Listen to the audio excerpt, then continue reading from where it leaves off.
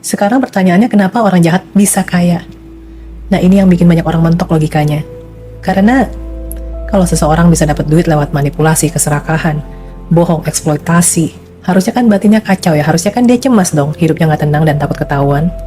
Tapi kok duit bisa tetap selalu datang ke dia? Bukannya yang kita sering dengar itu rezeki datangnya ke vibrasi yang tenang, gembira, dan bersyukur.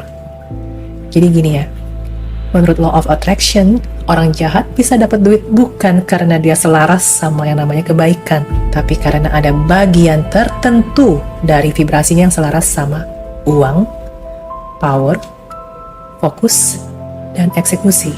Dia yakin bisa dapat. Dia berani ambil. Dan yang paling penting, dia tuh nggak punya resistance atau mental block soal duit sama sekali. Dia nggak kebanyakan ngerem. Nah, itu yang bikin jalur duit tuh kebuka lebar. Yang bikin makin cepet, mereka juga nggak punya rem moral. Nggak ada rasa nggak enakan atau rasa bersalah kalau harus manipulatif. Lihat celah ya sikat, lihat ketakutan orang yang langsung dipakai buat jualan. Pokoknya mereka tuh agresif banget dan geraknya tuh secepat kilat karena moralitas bukan hambatan buat mereka.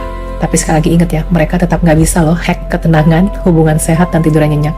Jadi uangnya numpuk, tapi hidupnya was-was. Takut dibalas dendam, takut dikhianatin, atau takut boroknya kebongkar.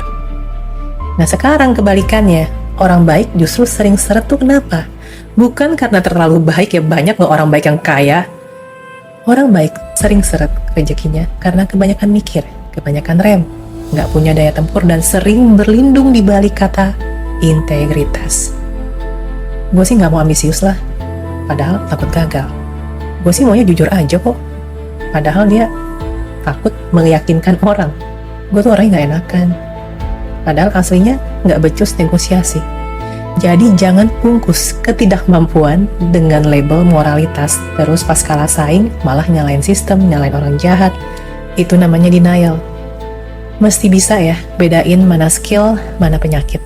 Tegas, jago jualan, jago negosiasi, bisa bikin sistem, itu adalah skill. Sementara manipulasi, bohong, itu penyakit.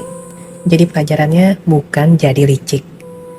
Ambil speednya, ambil ketegasannya, ambil skill jualannya, tapi buang racunnya.